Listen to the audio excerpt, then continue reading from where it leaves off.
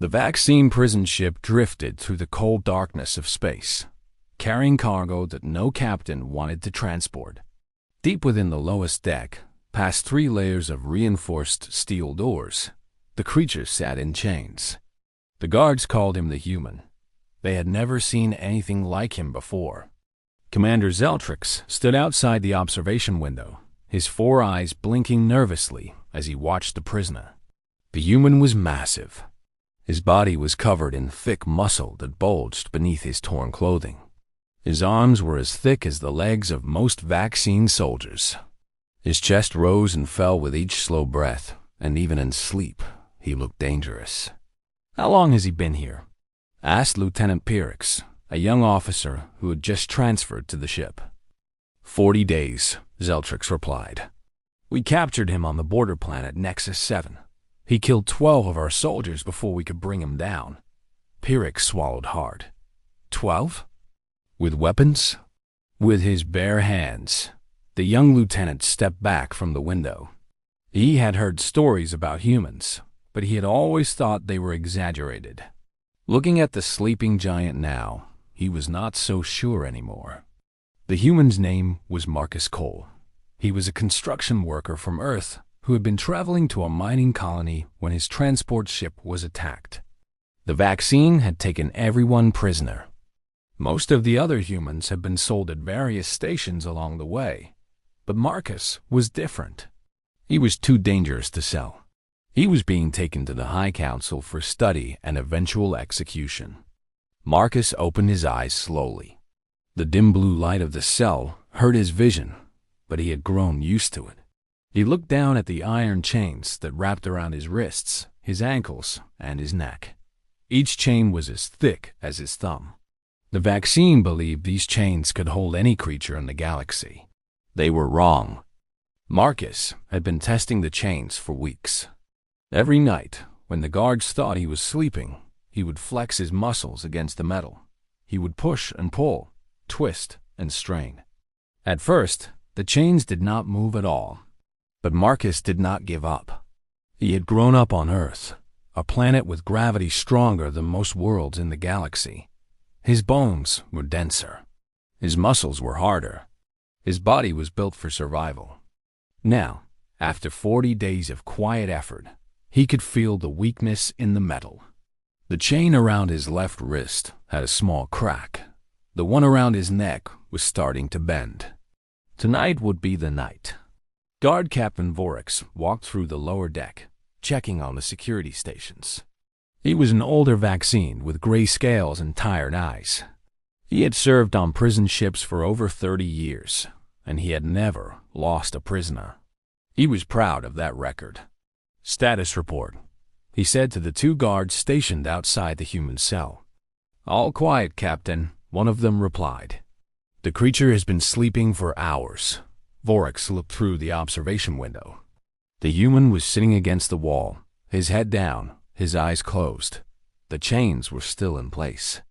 Everything looked normal. "Good," Vorix said. "Keep watching him." "I do not trust this one." He walked away, his boots echoing on the metal floor. The 2 guards returned to their card game, paying little attention to the prisoner behind them. Inside the cell, Marcus opened his eyes. He had heard the captain's footsteps fade away. It was time. He took a deep breath and filled his lungs with air. He focused all his strength into his left arm. The muscles in his forearm swelled. The veins in his neck stood out like ropes. He pulled. The chain groaned. The guards outside stopped their game. They looked at each other with confused expressions. "Did you hear that?" one of them asked. Before the other could answer, there was a loud crack, then another, then the sound of metal screaming as it was torn apart. The guards jumped to their feet and spun around. Through the observation window, they saw the human standing upright. The chain around his left wrist was broken. As they watched in horror, he grabbed the chain around his right wrist and pulled. The iron links snapped like dry twigs. "Sound the alarm," one guard shouted, but it was too late. Marcus reached up and grabbed the chain around his neck. He roared with effort, his voice shaking the walls of the cell. The chain held for 1 second, 2 seconds. Then it exploded into pieces, sending metal fragments flying across the room. The alarm finally began to blare. Red lights flashed throughout the ship. Vaccine soldiers grabbed their weapons and ran toward the lower deck. Commander Zeltrix heard the commotion from his quarters and immediately felt a cold wave of fear wash over him. "The human," he whispered. Marcus walked toward the cell door. It was made of solid titanium alloy, designed to withstand plasma fire and explosive charges. He placed both hands flat against the surface. He could feel the cold metal against his palms. He pushed. The door bent outward. The metal screamed in protest. Marcus pushed harder, his feet digging into the floor. His muscles burned with effort, but he did not stop. With one final push, the door flew off its frame and crashed into the wall across the hallway. The 2 guards stood frozen in place. They had never seen anything like this in their entire lives.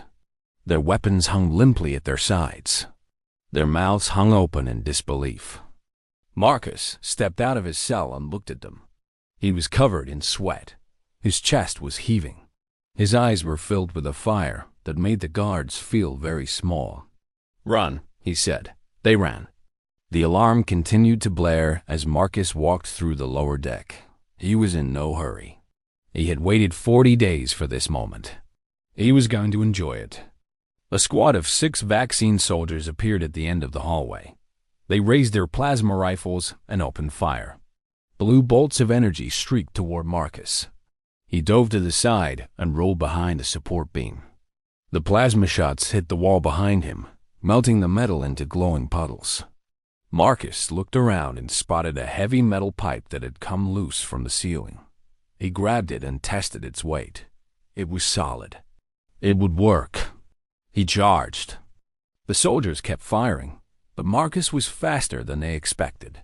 He weaved between the plasma bolts, his body moving with surprising grace for someone so large.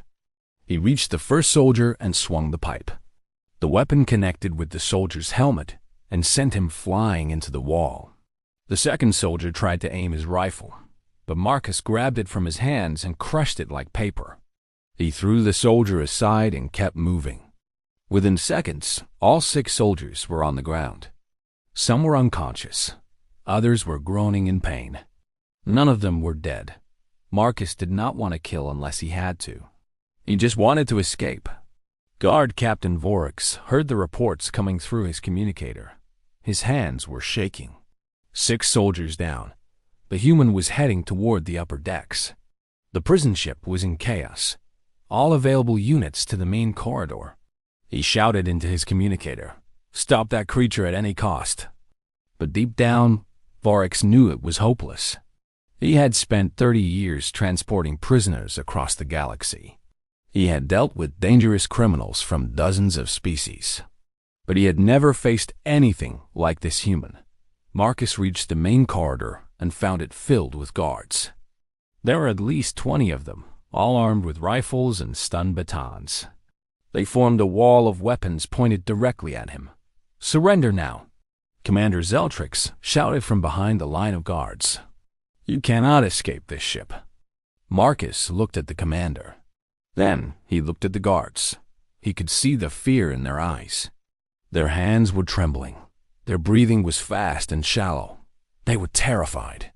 "I have broken your chains," Marcus said, his voice deep and steady. "I have broken your doors. Do you really think your guards will stop me?" No one answered. Marcus took 1 step forward. 3 guards in the front line immediately dropped their weapons and ran. Their fear was contagious. Within seconds, more guards were backing away. The wall of weapons was crumbling. "Hold your positions," Zeltrix screamed. "Hold your positions." But it was no use. The guards had heard the stories. They had seen what happened to the soldiers on the lower deck. They did not want to be next. Marcus walked forward slowly. With each step he took, more guards fled. They pushed past each other in their panic, stumbling and falling over themselves. The main corridor became a scene of complete chaos. Commander Zeltrix stood alone in the middle of the hallway. All his guards had abandoned him. His weapons shook in his hands. His four eyes were wide with terror. Marcus stopped in front of him. The human towered over the vaccine commander, casting a shadow that seemed to swallow him whole. "Where are the escape pods?" Marcus asked. Zeltrix pointed down the hallway with a trembling finger. "End of the corridor. Turn left. Third door." Marcus nodded. He started to walk past the commander, then stopped. He looked back. "Tell your people what happened here today," Marcus said. "Tell them that humans are not cargo. We are not prisoners. We are not slaves. We are something far more dangerous." He turned and walked away, leaving Commander Zeltrix standing alone in the empty corridor. Marcus found the escape pods without any trouble. The remaining guards had either fled or hidden themselves. No one wanted to face the human giant who had broken iron chains with his bare hands.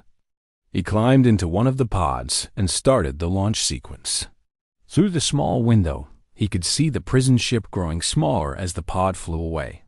Somewhere on that ship, the vaccine were still running and hiding. Marcus leaned back in his seat and closed his eyes. He was free. He was heading home.